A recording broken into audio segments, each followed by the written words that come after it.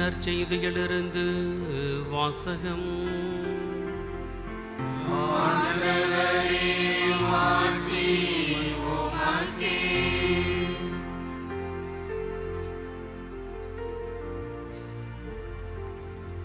லூக்கா எழுதிய நற்செய்தி அதிகாரம் 1 இறை திருவசனங்கள் 26 தொடங்கி 38 முடிய. லூக்கா எழுதிய நற்செய்தி அதிகாரம் 1 இறை திருவசனங்கள் 26 தொடங்கி 38 முடிய. 6ஆம் மாதத்தில் கபிரியேல் என்னும் வானதூதரை கடவுள் கலிலேயாவில் உள்ள நாசரேத்து என்னும் ஊரிலிருந்த ஒரு கன்னியிடம் அனுப்பினார். அவர் தாவீது குடும்பத்தினர் ஆகிய யோசேப்பு என்னும் பெயருடைய ஒருவருக்கு மன ஒப்பந்தமானவர். அவர் பெயர் மரியா. வானதூதர் மரியாவுக்கு தோன்றி, அருள்மிக பெற்றவரை வாழ்க, ஆண்டவர் உம்மோடு இருக்கிறார் என்றார். இவ்வார்த்தைகளை கேட்டு அவர் கலங்கி இந்த வாழ்த்து எத்தகையதோ என்று எண்ணிக்கொண்டிருந்தார். வானதூதர் அவரை பார்த்து, மரியா, அஞ்ச வேண்டாம், கடவுளின் அருளை கண்டடைந்துள்ளீர். இதோ கருவுற்று ஒரு மகனை பெறுவீர், அவருக்கு இயேசு என்னும் பெயரிடுவீர். அவர் பெரியவராயிருப்பர், உன்னத கடவுளின் மகன் எனப்படுவார். அவருடைய தந்தை தாவீதின் அரியணையை ஆண்டவராகிய கடவுள் அவருக்கு அளிப்பார். அவர் யாக்கோபின் குடும்பத்தின் மீது என்றென்றும் ஆட்சி செலுத்துவார், அவருடைய ஆட்சிக்கு முடிவே இராது என்றார். அதற்கு மரியா வானதூதரிடம், இது எப்படி நிகழும், நான் கன்னியாயிற்றே என்றார். வானதூதர் அவரிடம், தூய ஆவி மீது வரும், உன்னத கடவுளின் வல்லமை உம்மேல் நிழலிடும். அதனால் உம்மிடம் பிறக்கப் போகும் குழந்தை தூயது, அக்குழந்தை இறைமகன் எனப்படும். உறவினராகிய எலிசபெத்தும் தம் முதிர்ந்த வயதில் ஒரு மகனை கருத்தரித்திருக்கிறார். கருவுற இயலாதவர் என்று சொல்லப்பட்ட அவருக்கு இது 6ஆம் மாதம், ஏனெனில் கடவுளால் இயலாதது ஒன்றுமில்லை என்றார். பின்னர் மரியா, நான் ஆண்டவரின் அடிமை, உம் சொற்படியே எனக்கு நிகழட்டும் என்றார். அப்பொழுது வானதூதர் அவரை விட்டு அகன்றார். ஆண்டவரின் அருள் வாக்கு. கிறிஸ்துவே, உமக்கு புகழ்.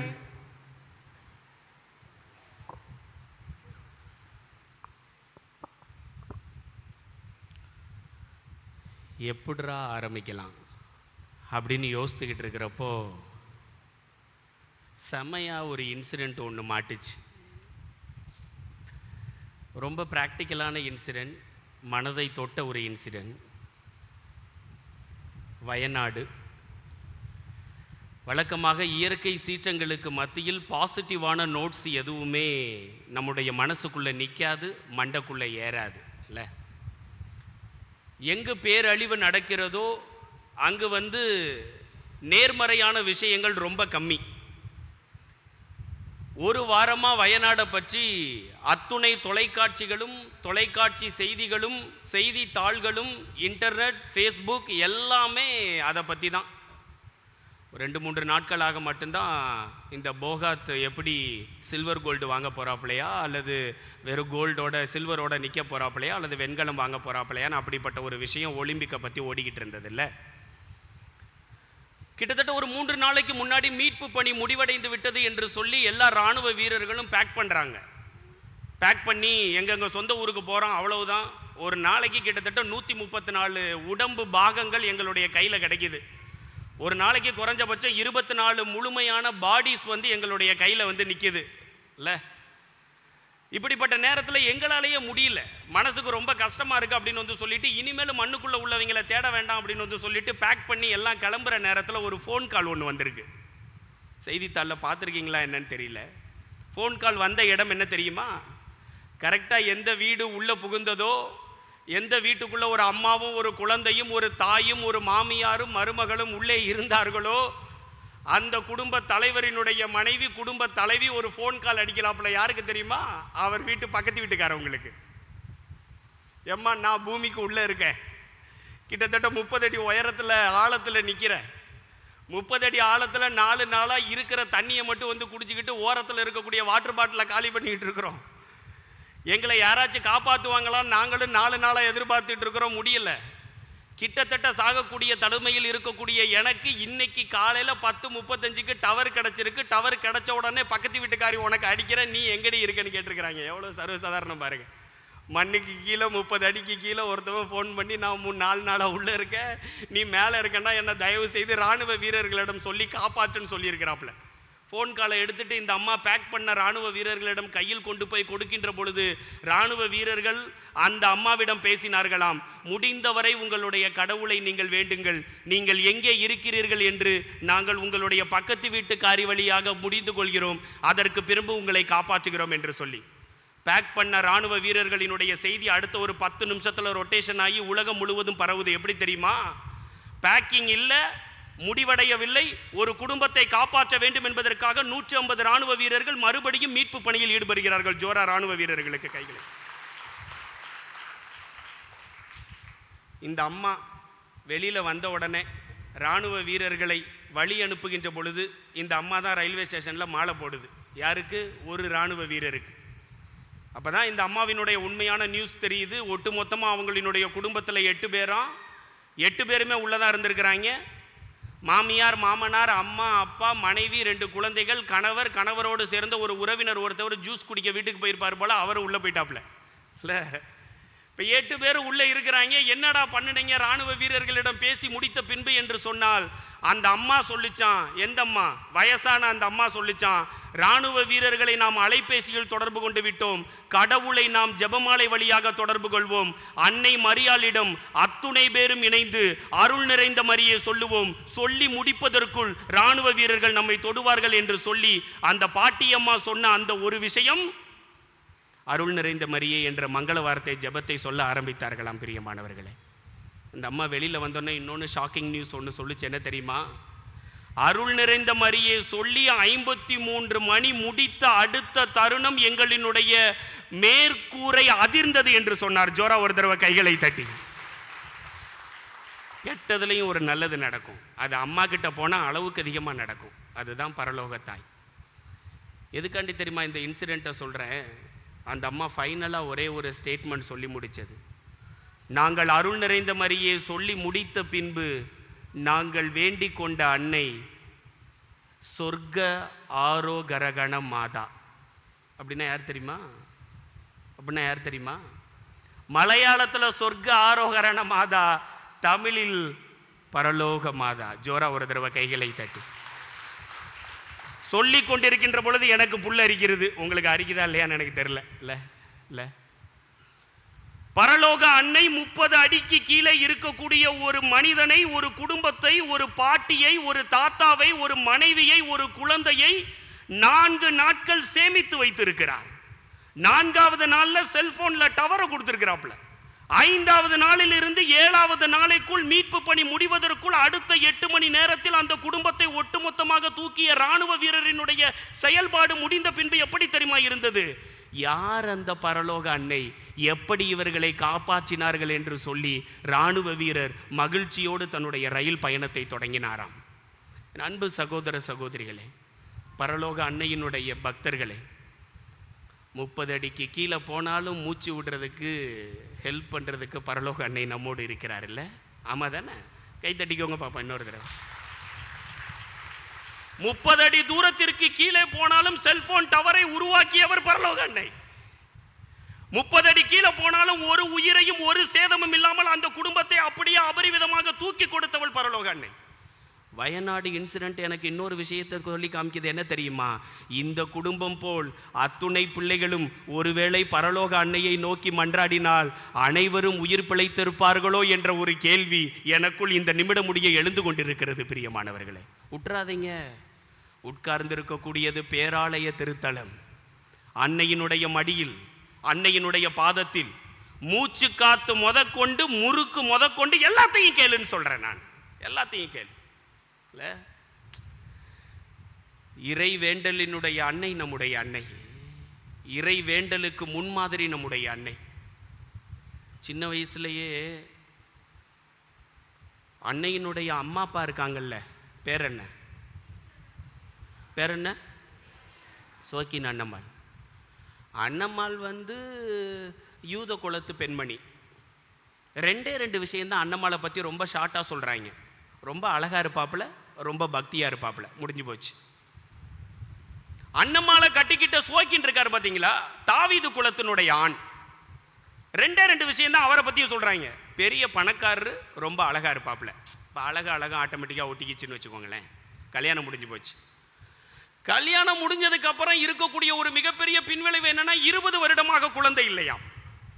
20 வருடமாக குழந்தை இல்லை என்று தெரிந்தவுடன் போகாத கோயில் இல்லை, வேண்டாத கடவுள் இல்லை அப்படின்ற மாதிரி ஏகப்பட்ட ட்ரை பண்ணியிருக்கிறாங்க 2 பேரும் சேர்ந்து.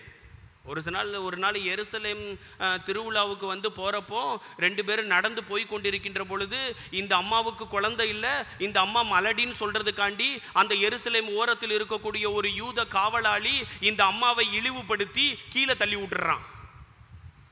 இந்த அம்மா கீழே விழுந்த உடனே அடுத்து உள்ள 10 நபர்களை பார்க்கின்ற பொழுது 10 பேர் என்ன பார்க்குறாங்கன்னு தெரிஞ்சோடனே பெண்மணிக்கு ஆட்டோமேட்டிக்காக அழுக வருது. கதறத பார்த்துட்டு சோக்கின்னு சொல்றாப்புல, ஏமா அழுகிற, உனக்கு நான் இருக்கேன். எங்க இருக்கிற மாதிரி? பழைய ஏற்பாட்டில் அண்ணாவும் எல்கானாவும் இருக்கிற மாதிரி இல்ல, உனக்கு நான் 10 புதல்வர்களை விட மேலானவன் அல்லவா, நான் இருக்கிறேன், நீ ஏன் கவலைப்படுறன்னு சொல்லிட்டு இந்த அம்மாவை தூக்கி அப்படியே பத்திரமா கொண்டு போய் வீட்டுக்குள்ள வச்சிருக்கிறாப்புல சோக்கின். அன்னைக்கு சோக்கின் ஒரு முடிவு எடுத்திருக்கிறாப்புல, என்ன தெரியுமா? 40 பகல் 40 இரவு நான் இறைவனை நோக்கி வேண்டுவதற்காக, உன்னுடைய கருவறையில் குழந்தை தரிப்பதற்காக நான் பாலைவனத்திற்கு சென்று பிரேயர் பண்றேன், நீ வீட்டில் உட்காந்து பிரேயர் பண்ணல. 40 பகல் 40 இரவு முடிந்து வீடு திரும்பிய பின்பு வேகமாக அன்னம்மாள் ஓடி வந்தாளாம். சோக்கினினுடைய நெஞ்சில் சாய்ந்தாளாம். அதான் நான் கர்ப்பமாக இருக்கிறேன், மாசமாக இருக்கிறேன்னு சொல்லி வேகமாக இறைவனை இருவரும் புகழ்ந்ததாக அவர்களினுடைய வரலாறு நமக்கு சொல்லி காண்பிக்கிறது. பிரியமானவர்களே, இல்ல புலிக்கு பிறந்தது பூனை ஆகுமா? இல்ல, புலியா தானே இருக்கும். அன்னம்மாள் சோக்கினினுடைய அந்த ஜெப உணர்வு அன்னை மரியாளை ஆர்ப்பரித்ததாகவும் ஆட்கொண்டதாகவும் நிறைய திருத்தந்தை தந்தையர்கள் நமக்கு சொல்லி கொடுத்துக்கிட்டே இருக்கிறாங்க. பிரியமானவர்கள், இது நானா சொல்லக்கூடிய ஸ்டேட்மெண்ட் அல்ல. எலிசபெத் ஆஃப் ஹங்கேரி திருச்சபை தந்தையர்களில் ஒருவர் சொல்றாப்ல, அன்னை மரியாள் விடிய காலம் 3:30 எந்திரிப்பாப்லையாம், கரெக்டா 4 மணிக்கு ஆலயத்தில் வந்து நிப்பாப்லையாம்.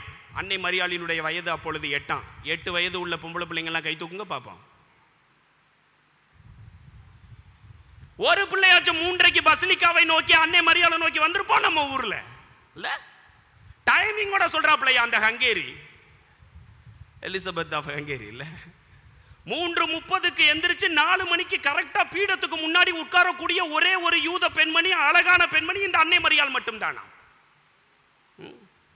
ஒலிடியோன் சொல்லி இன்னொரு திருத்தந்தையர்களில் ஒருவர், அல்லது தியாலஜியன்ஸ் நினைக்கிறேன், அவர் சொல்றாப்ல, அன்னை மரியாள் வீட்டை விட்டு வெளியே சென்றாலே கோயிலுக்கு மட்டும்தான் செல்வாராம்.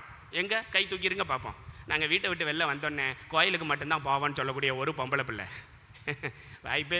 வாய்ப்பே இல்லைல்ல. எவ்வளவு தெளிவா சொல்லி வச்சிருக்கான். அன்னை மரியாள் வீட்டை விட்டு வெளியே சென்றாலே கோயிலுக்கு மட்டும்தான் செல்வாராம் இல்ல. பிரான்சிஸ் சென்ட் வின்சென்ட் ஆஃப் ஃபெராரே அவர் சொல்றாப்ல, என்ன தெரியுமா சொல்றாப்ல, அன்னை மரியாளினுடைய ஜெப நேரம் என்பது யூத சட்டத்தில் கொடுத்தவாறு 4 முறையோ 3 முறையோ 5 முறையோ கிடையாதான். அடிக்கடி பிரேயர் பண்ணுவாப்லையாம். எதுனாலும் பிரேயர், எதுனாலும் ஜெபம், எதுனாலும் கோயிலுக்குள்ள போய் வேண்டணும் இல்ல. வின்சென்ட் ஆஃப் ஃபெராரே சொல்றாப்ல. சென் அம்ப்ரோஸ் ஒன்று சொல்றாப்ல, என்ன தெரியுமா திருத்தந்தையர்கள், சென் அம்ப்ரோஸ் ஒன்று சொல்றாப்ல, அன்னை மரியாள் இதுவரைக்கும் அந்த அழகான தோற்றத்தில் ஒரு ஆண்மகனை கூட ஏறெடுத்து பார்த்ததில்லையாம் கடவுளை தவிர. எவ்வளவு டச்சிங்கா இருக்கு பார்த்தீங்களா இல்ல. சென்ட் பெர்னார்ட்னு சொல்லி இன்னொரு திருத்தந்தை ஒன்று சொல்றாப்ல, என்ன தெரியுமா, அன்னை மரியாள் கன்னித்தன்மையோடு இருந்ததால் மட்டுமே அன்னை மரியாளினுடைய குரலை இறைவன் கேட்டார் என்று சொல்லி சென்ட் பெர்னார்டு இன்னொன்று சொல்றாப்ல, என்ன தெரியுமா, அன்னை மரியாள் ஒரு டர்ட்டில் டவ் அப்படின்னா என்ன தெரியுமா அர்த்தம், ஆமை புறாவினுடைய கழுத்தும் ஆமை புறாவினுடைய கண்ணமும் அவ்வளவு அழகா இருக்குமா.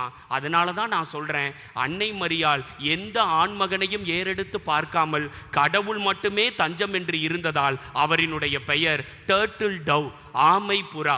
அன்னை மரியாளினுடைய சீக்கும் அன்னை மரியாவினுடைய கழுத்தும் அவ்வளவு அழகா இருக்குமா. காரணம் பிரேயர். ஜோரா ஒரு தடவை கைகளை தட்டி இல்ல. அப்ப அப்பா அம்மா சொல்லி கொடுத்த அந்த ஜெபத்தை, அந்த இறை வேண்டல ஒரு நாளைக்கு அடிக்கடி சொன்னதால் அன்னை மரியாள் அழகாக மாறினார்.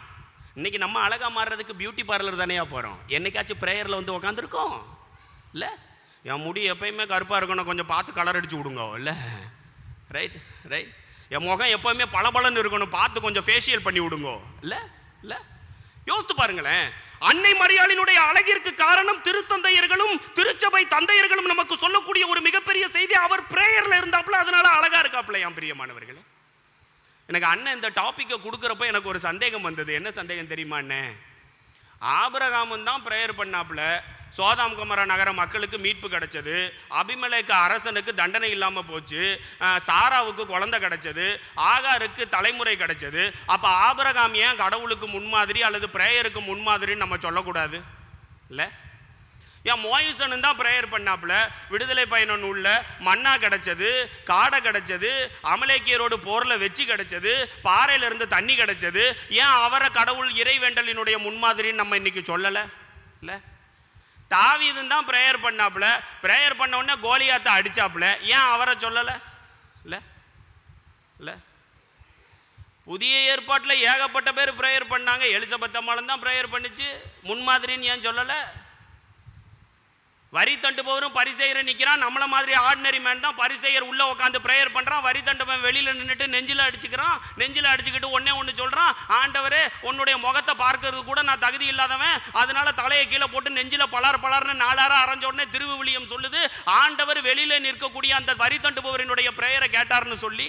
இல்லை, எலிசாவும் எலியாவும் பிரேயர் பண்ணாங்க. எலியா பிரேயர் பண்றப்ப சாரி பார்த்து கைம்பண்ணு குணமாச்சு.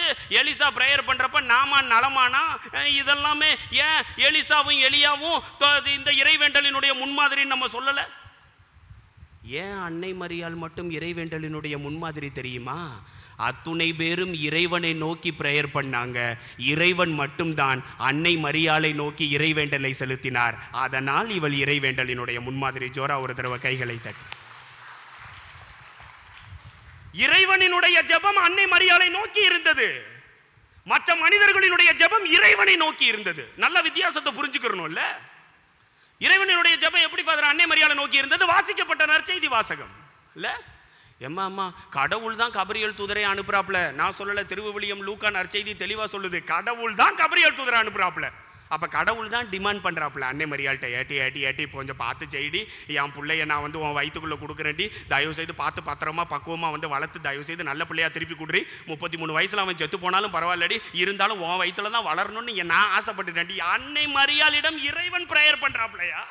யாருக்கு வரும் இப்படிப்பட்ட ஒரு வாய்ப்பு? தெளிவா கொடுத்திருக்கிறாப்ல டாபிக்ல. அன்னை மரியாள் இறைவேண்டலினுடைய முன்மாதிரி. ஏன் அப்படின்னு சொன்னா, இறைவன் அன்னை மரியாளிடம் பிரேயர் பண்றதுனால மட்டும்தான். இல்லை இல்லை, இன்னும் கொஞ்சம் டீப்பாக போகட்டா? இறைவன் அன்னை மரியாளிடம் பிரேயர் பண்ணா அன்னை மரியாளினுடைய பதில் ஓகேன்னு சொல்லியிருக்கணும். ஆம், அடிமை என்று சொல்லி ஓகேன்னு சொன்னாப்புல. ஓகேன்னு சொன்னதுக்கப்புறம் திருச்சபை இறையியலாளர்கள் புத்தகத்தில் எழுதி வைக்கிறாங்க, இவர் ஒரு ஓகே சொன்னாப்புலையா, ஆனால் 2 ஓகேவை அவர்கிட்ட இருந்து வாங்கினாப்புலையா. எப்படி தெரியுமா? நான் இப்போ ஓகே சொல்கிறேன், நான் அதுக்கடுத்து எதெல்லாம் உங்ககிட்ட கேட்குறேனோ நீ எனக்கு ஓகேவா 2 ஓகேவா திருப்பி கொடுக்கணும். இல்லை, ஓகேனா ஒரு கல் ஒரு கண்ணாடி கிடையாது. ரைட்? நம்ம புத்தி அப்படி தான் போகும்ல. யோசித்து பாருங்களேன். அன்னை மரியாளை நோக்கி இறைவன் ஜெபித்ததால் இறைவேண்டலினுடைய முன்மாதிரி அன்னை மரியாள் ஒன்று. இரண்டாவதாக இறைவேண்டலினுடைய முன்மாதிரி அன்னை மரியாள் என்பதற்கு நாம் எடுத்துக்கொள்ளக்கூடிய ஒரு மிகச்சிறந்த எடுத்துக்காட்டு என்ன தெரியுமா? ஓகே.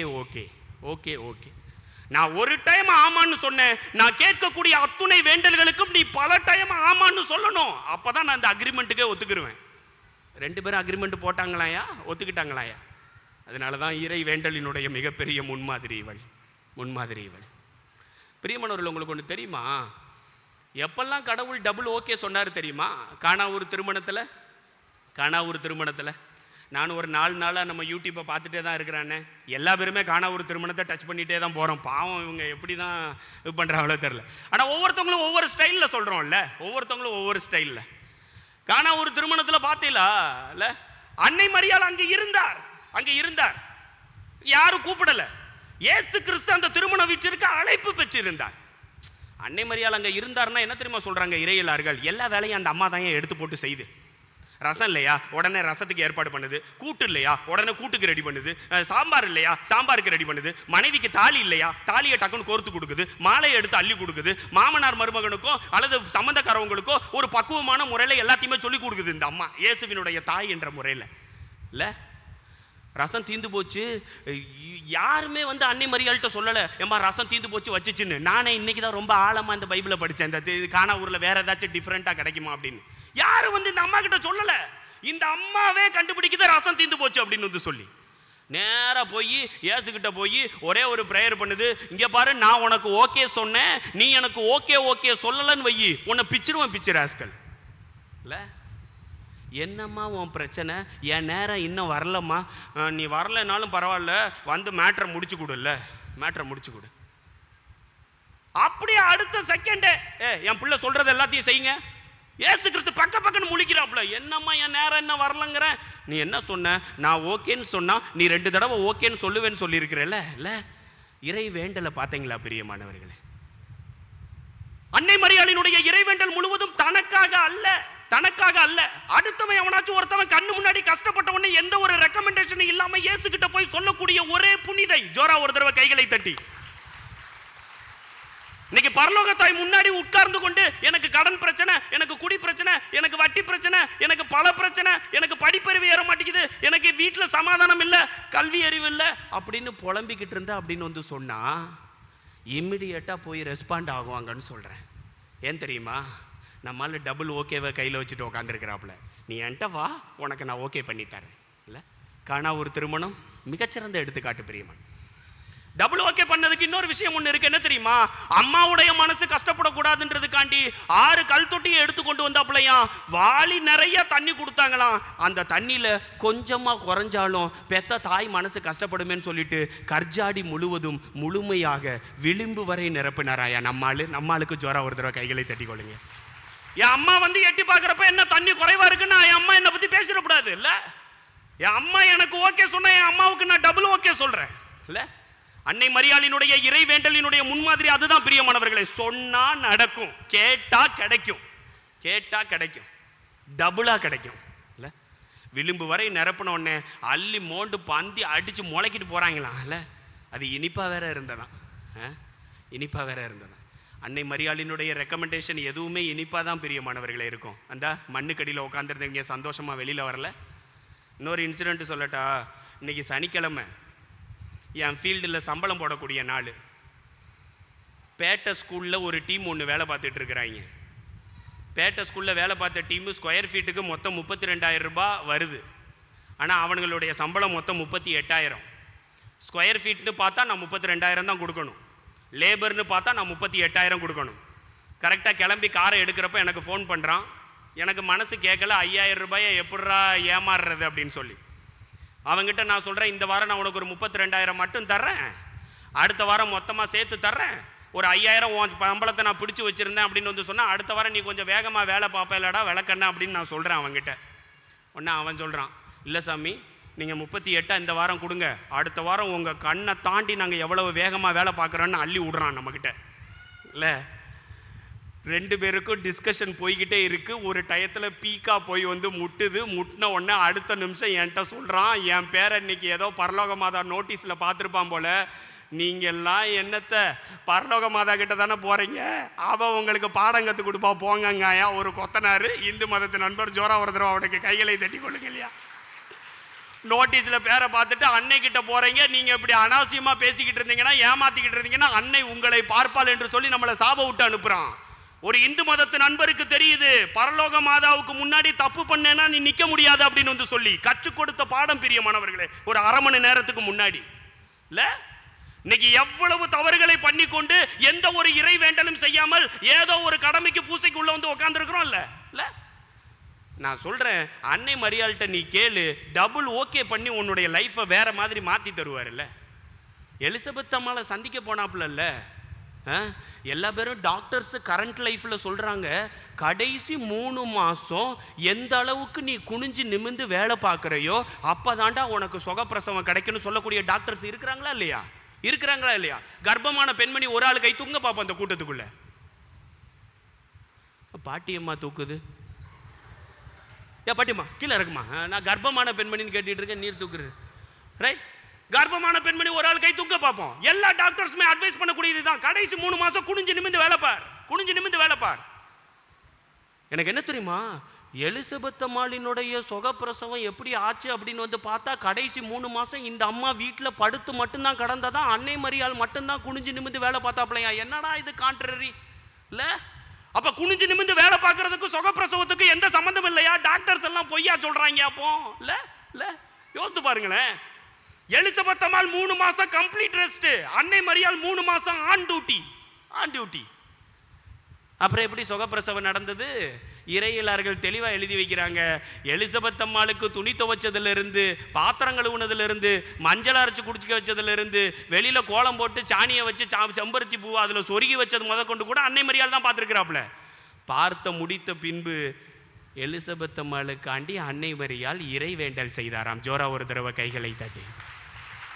அப்ப குனிஞ்சு நிமிந்து வேலை பார்த்ததுனால சுகப்பிரசவம் அல்ல, அத்துணை வேலைகளையும் பார்த்து முடித்த பின்பு எலிசபெத் அம்மாளுக்காண்டி இறைவேண்டல் செய்யறாங்க பாருங்க.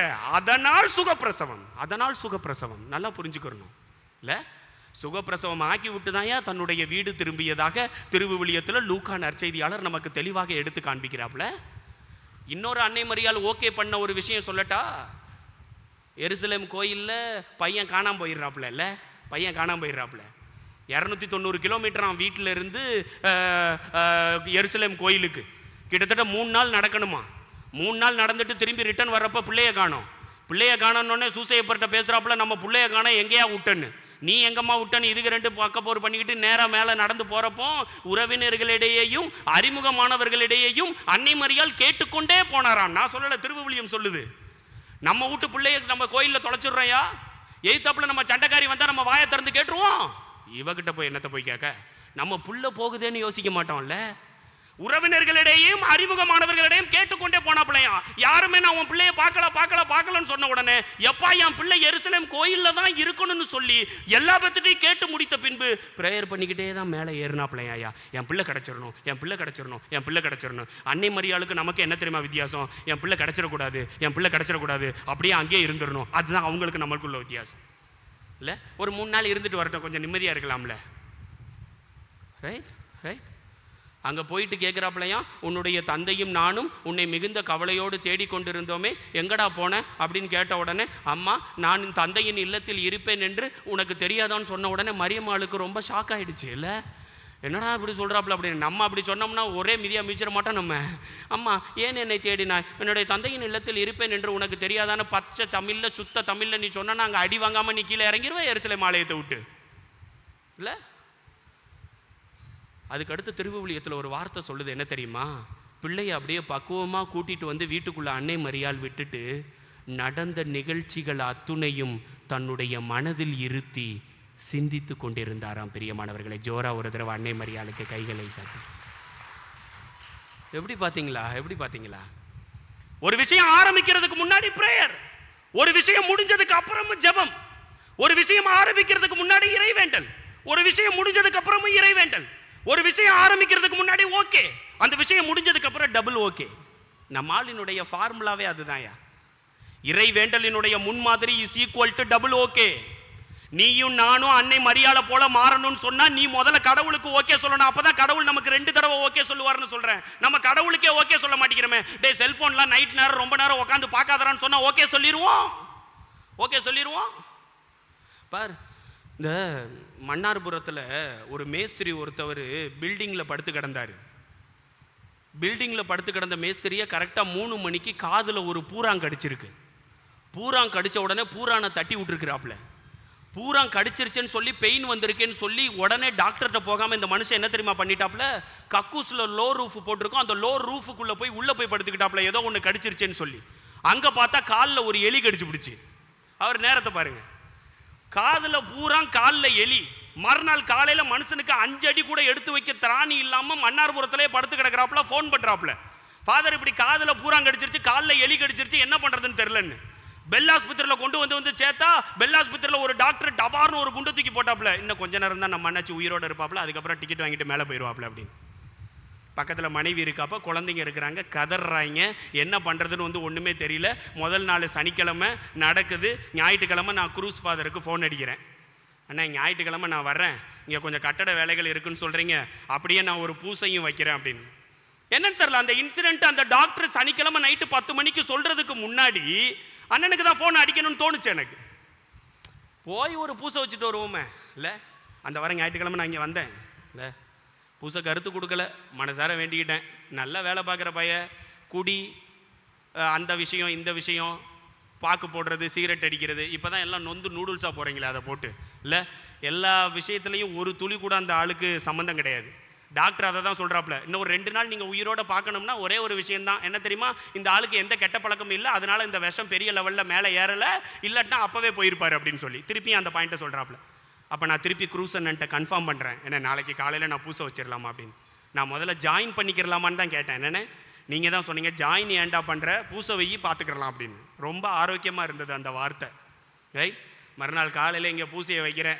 ஞானசேகருக்கு ஒரு 10 அடியாச்சும் நடக்கிறதுக்கு அன்னை மரியாளே டக்குன்னு கேட்பைய ஆண்டவர்கிட்ட படார்னு கேட்டு எனக்கு டபுள் ஓகே பண்ணி கொடுன்னு சொன்னேன். பூசை முடிந்து செவல்பட்டி போயிட்டு நான் வீட்டுக்கு போய் பெல்லாஸ்பத்திரியில் போய் அந்த மனிதனை பார்க்கின்ற பொழுது அந்த மனிதன் என்னை நோக்கி 20 அடி நடந்து வந்தான். பிரியமானவர்களே, ஜோரா ஒரு தடவை கைகளை தட்டி.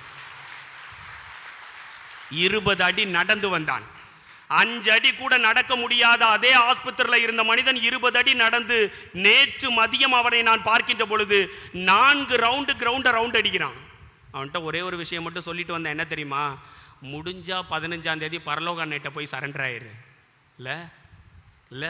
இல்லைன்னா திருப்பி 5 அடி ரிட்டர்ன் வந்துடுவேன்னு சொல்லிட்டு வந்தேன். அப்புறம் என்ன சொல்றது, நம்ம தாயினுடைய பெருமையை நம்ம தானே பறைசாற்ற வேண்டும் இல்லை. இறைவேண்டலினுடைய அன்னை, பிரியமானவர்களே, இறைவேண்டலினுடைய அன்னை. பழைய ஏற்பாட்டில் இவரை மாதிரியே ஓகே வாங்கின நிறையா பிள்ளைங்க இருக்காங்க, நிறைய ஆண்கள் இருக்காங்க, பெண்கள் இருக்காங்க. புதிய ஏற்பாட்டில் இன்னொரு எக்ஸாம்பிள் சொல்லட்டா, கனானிய பெண்மணி அவங்க பையனுக்கோ பிள்ளைக்கோ உடம்பு சரியில்லைன்னு வந்து சொன்ன உடனே இயேசு கிறிஸ்து சொல்கிறாப்லையும் பிள்ளைகளுக்குரிய உறவை எடுத்து நாய்க்குட்டிக்கு போடுவது முறையல்ல. உடனே இந்த அம்மா சொல்லுது, நீ என்ன இப்படி மடக்கிற, நான் அடுத்து டபுள் ஓகே வாங்குறேன் பாரு உங்ககிட்ட இருந்து. எப்படி தெரியுமா வாங்குது, பரவாயில்ல, மேசையில் இருந்து விழும் ரொட்டி துண்டை கூட அந்த நாய்கள் தின்னுமே, நீ என்ன நாயின்னு சொன்னாலும் பரவாயில்ல, பேயின்னு சொன்னாலும் பரவாயில்ல, என்னுடைய டார்கெட் ஒன்னே தான், என் பிள்ளைய நீ காப்பாற்றணும், அவ்வளோதான். அடுத்த செகண்ட் நம்ம ஆளு சொல்றாரு, என்ன தெரியுமா சொல்றாரு, இஸ்ராயல் மக்களை சுத்தி உள்ள பயவுள்ளைகளா, உங்ககிட்ட இருக்காத நம்பிக்கையை கூட நான் இந்த பிள்ளைகிட்ட பார்த்துருக்கிறேன்டா, இந்த பிள்ளையினுடைய பிள்ளை கண்டிப்பா குணமாவாடா, எந்திரிச்சு போய்கினேருன்னு சொல்றாப்லையா இல்ல. டபுள் ஓகே வாங்கின பெண்மணிகள் நிறைய பேர் திருவிவிலியத்துல. மகதலா மரியா, எங்க என் இயேசுவை காணோம், அம்மா என்ன இப்படி பச்சை கொள்ளாத, நான் கடவுள்கிட்ட போகணும் இல்ல. 12 ஆண்டுகளாக ரத்த போக்கினால் அவதியுற்ற பெண்மணி, அத்துணை மருத்துவர்களை பார்த்து ஒண்ணுமே சரியாகலையா, நேரா போய் ஆடைய தொட்டாப்லையா, டபுள் ஓகே ஆச்சா, ரத்த கொதிப்பு நின்று போச்சா, ரத்த வழிதல் நின்று போச்சா, ஆளு எந்திரிச்சு நின்று ஆண்டவர் கூட பேசிக்கிட்டு இருக்கிறாப்லையா இல்ல. பழைய ஏற்பாட்டில் யோபு ஐயோ படாத அவஸ்தைப்பட்டாயா அந்த மனுஷன்லாம். முதல் அதிகாரமே என்னமோ ஒரு படத்தில் கிளைமேக்ஸ் வந்த மாதிரி எல்லா பேருமே செத்து போவோம். ஆடு செத்து போகும், மாடு செத்து போகும், கழுது செத்து போகும், குதிரை செத்து போகும். பத்தாக்குறைக்கு யோபுவை மட்டும் வந்து வச்சுக்கிட்டு பொண்டாட்டி மட்டும் உயிரோட இருப்பாப்ல. பொண்டாட்டி ஏன் சாக மாட்டேங்கிறாம்னே தெரிய மாட்டேங்குதியா, அது ஒரு தனி தியாலஜின்னு நினைக்கிறேன்ல. அதுக்கப்புறம் ஆடு மாடு கோழி கழுத குதிரை எல்லாமே செத்து போகும், பையன் எல்லா பேருமே செத்து போயிடுவாங்க. பத்தாக்குறைக்கு இந்த ஐயாவுக்கு உடம்பு ஃபுல்லா புண்ணா இருக்கும். கடவுள்கிட்ட ஓகே வாங்காம இந்த மனுஷன் சாக மாட்டாயா இல்ல. 42வது அதிகாரம் சொல்லுது, கடவுள் யோபுவினுடைய இறை வேண்டலை கேட்டாராம். கேட்ட அடுத்த நிமிடம் யோபு மேலும் 140 ஆண்டுகள் உயிரோடு இருந்தாராம். யோபுவுக்கு முன்னே இருந்ததை விட அளவுக்கு அதிகமாக ஆடுகளும் மாடுகளும் கிடைத்ததாம். பிள்ளைகள் அனைவரும் முன்னே இருந்ததை விட அழகாக இருந்தார்களாம். நான் அதை தான் சொல்றேன், அன்னை மரியாள் அழகு ஏன்னா பிரேயர் பண்ணாப்ல, யோபுவினுடைய மகள் அழகு ஏனென்று சொன்னால் யோபு பிரேயர் பண்ணாப்ல. நான் தான் சொல்றேன், நீயும் நானும் அழகாக மாற வேண்டும் என்று சொன்னால் இறைவேண்டல் மட்டும்தான் பிரியமானவர்களை நமக்கு கிடைத்திருக்கக்கூடிய ஒரு மிகப்பெரிய பியூட்டி பார்லர்னு சொல்றேன்.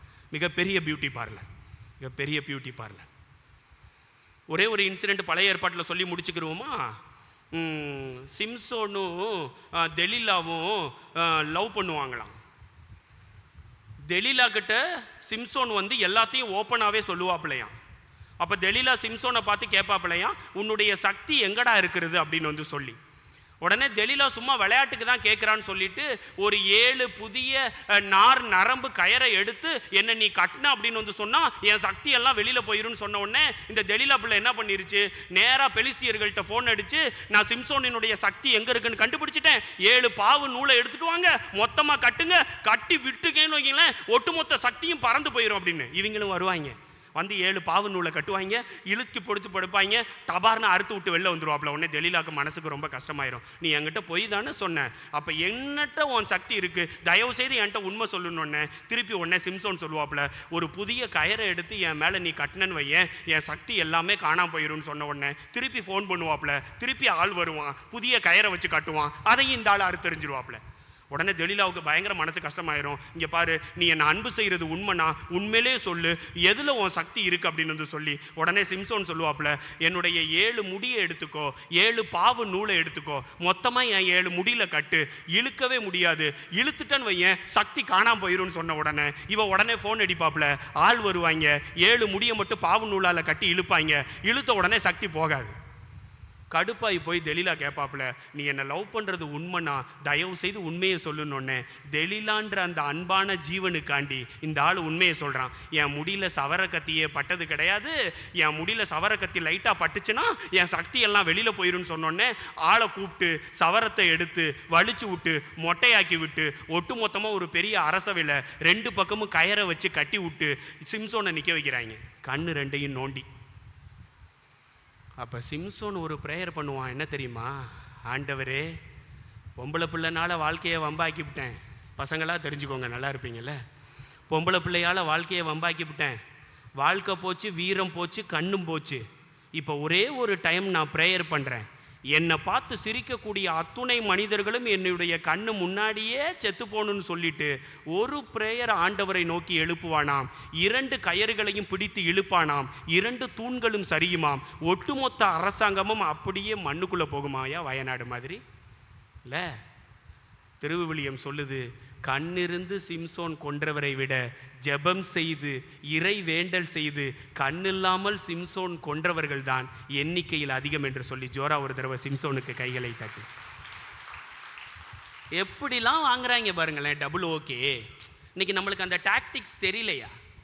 ஆகாபும் எலியாவுக்கும் சண்டையா, 2 காளைகளை எடுத்துகிட்டு வர சொல்லுவாராம் எலியா, வெட்ட சொல்லுவாராம். மேல இருந்து நீ அந்த கடவுளை கூப்பிடுறையோ அந்த கடவுள் நெருப்பை உள்ள இறக்குவார்னு சொல்லுவாராம். பாகால் கடவுள் பேய் இறைவாக்கினர், பொய் இறைவாக்கினர். ஆகாபு கத்துவானா, கீழவா கீழவா, இந்த காளையை எரிச்சு விடு எரிச்சு விடு, 7 துண்டா வெட்டியிருக்கேன், 10 துண்டா வெட்டியிருக்கேன்னு. அப்போ எலியா சொல்லுவாப்பிலையா, இன்னும் சத்தமாக கூப்பிடுவான் கடவுளை, சத்தமாக கூப்பிடு. ஓரமாக போயிருப்பாரு, பயணத்துக்கு சென்றிருப்பாரு, தூங்கிக்கிட்டு இருப்பாரு, எங்கேயாச்சும் ஒய்யாரமாக அசந்து படுத்திருப்பாப்புல, இன்னும் சத்தமாக கூப்பிடுறான்னா காலையிலேருந்து சாயந்தரம் முடிய ஆகாபு கூப்பிடுவானா, ஒரு நெருப்பு கூட மேலேருந்து கீழே வராதான். இப்போ யாருடைய டர்ன் தெரியுமா? எலியாவினுடைய டர்ன். 450 பேர் அந்த பக்கம் நிற்பாங்க, எலியா ஒத்த ஆளாக நிற்பான். ஒரு காளையை எடுத்துகிட்டு வந்து 4 துண்டா வெட்டி மொத்தமாக பீடத்துக்கு மேலே வைங்கடா, நான் இப்போ கூப்பிட்றேன் என் கடவுளை, கூப்பிட்டு அடுத்த செகண்ட் உள்ளே வருவான்டான்னு சொல்லி கூப்பிட்டானா என் மனுஷன். ஆபிரகாமின் கடவுளே, மோயிசின் கடவுளே, யாக்கோபின் கடவுளே, வாழ வைக்கும் கடவுளே, இந்த பயவுகளுக்கு முன்னாடி என்ன தயவு செய்து நீ காப்பாற்று, மேலேருந்து ஒரே ஒரு நெருப்பு துண்டை இறக்கி போடு, மொத்தமாக எல்லாத்தையும் சோழியை முடிச்சு நீ தான் கடவுள் என்பதை நான் அவர்களுக்கு காண்பிப்பேன் என்று சொல்லி இறைவேண்டல் செய்தாராம். இல்லை, மேலிருந்து நெருப்பு வந்ததான், காளைகள் அனைத்தும் எரிந்ததான், வேற லெவல்ல எலியா ஒத்த ஆளா நின்னாலும் சிங்கம் சிங்கிளா தான் வருன்ற மாதிரி ஜம்முன்னு அந்த நிகழ்வை கொண்டாடினாராம். பிரியமானவர்களை, ஜோரா ஒரு தடவை கைகளை தட்டி. அதான் என்ன சொல்றேன், மேக்சிமம் நீயும் நானும் இறை வேண்டலுக்கு முன்மாதிரியாக இருக்கணும்னு சொன்னா முதல்ல அவரை பேச விட்டு ஓகே சொல்லு. நேற்று ஜெகன் அண்ணன் அதை தான் பிரசங்கம் வச்சாருன்னு நினைக்கிறேன். மேக்சிமம் அவரை பேச விடு, அவரை பேச விடு. அதைத்தான் நானும் சொல்றேன். அவருக்கு முதல்ல நீ ஓகே சொல்லு. அவர் சொல்லுவார், உங்கள் அம்மாவை நல்லா பார்த்துக்கோ, ஓகே ஆண்டவரே, ஓகே ஆண்டவரே. அப்போ கடவுள் ஒன்றை நல்லா பார்ப்பார், அதான் டபுள் ஓகே. இல்லை, அடுத்தவன் கணக்கு வரல, நான் சொல்லித்தர்றேன், உன்னை கடவுள் வேற மாதிரி ஆசீர்வதிப்பார். ஒரு காலேஜில் கணக்கு ப்ரொஃபஸராக வேலை வாங்கி கொடுப்பாருங்கிறேன். அன்னை மரியாள் அதற்கு மிக சிறந்த எடுத்துக்காட்டுன்னு சொல்கிறேன். இல்லை, யோசித்து பாருங்க பிரியமானவர்களே. அன்னை மரியாள் இறை வேண்டலினுடைய முன்மாதிரி என்று சொன்னா டபுள் ஓகே வாங்கினதுனால தான் இறை வேண்டலினுடைய முன்மாதிரி. நம்ம ஏன் முன்மாதிரியா இல்லை தெரியுமா? நம்ம ஓகே கடவுளுக்கும் சொல்றதில்ல, கடவுள்கிட்ட இருந்து ஓகே நம்மளும் வாங்குறதில்ல. மேக்சிமம் இந்த பூசை முடிகிறதுக்குள்ள ஒன்னே ஒன்று மட்டும் செய்யுங்க. நான் உனக்கு ஓகே சொல்கிறேன் கடவுளே, நீ எனக்கு டபுள் ஓகே சொல்லு. டபுள் ஓகேக்கு நீ என்னென்ன பெட்டிஷன் வீட்டில் கொடுக்கணுமோ கொடுத்துக்கிட்டே இருன்னு சொல்கிறேன். எனக்கு குடும்ப கஷ்டம், வறுமை, வயிற்றில் குழந்தை இருக்க மாட்டேங்குது, அப்புறம் என்னை குடிச்சிட்டு தினமும் வந்து என்னுடைய கணவர் வந்து என்னை வந்து அடிக்கிறாப்புல, என்னுடைய மனைவி வந்து என்னை வந்து அடிக்கிறாப்புல அப்படின்னு வந்து சொல்லி என்னத்தையாச்சும் ஒன்றை வந்து சொல்லி பெட்டிஷனை மொத்தமாக வாங்குன்னு சொல்கிறேன். நான் மொத்தமாக கொடுத்துட்டு மொத்தமாக வாங்குன்னு சொல்கிறேன். இறைவேண்டலினுடைய முன்மாதிரி அன்னை மரியாள் மட்டுமல்ல, காமநாயக்கம்பட்டில் உட்கார்ந்திருக்கக்கூடிய இந்த திருத்தலத்தில் உட்கார்ந்திருக்கக்கூடிய நீங்களும் நானும் மாற வேண்டும் என்று சொன்னால் அவருக்கு ஓகே சொல்லணும், நாம் டபுள் ஓகேவை அவர்கிட்ட இருந்து வாங்கணும்.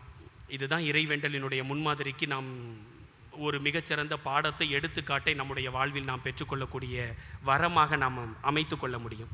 அப்படிப்பட்ட மன்றாட்டை வேண்டி இந்த திருப்பலியிலே பக்தி நிறைந்த உள்ளத்தோடு ஜெபிப்போம். ஆமென்.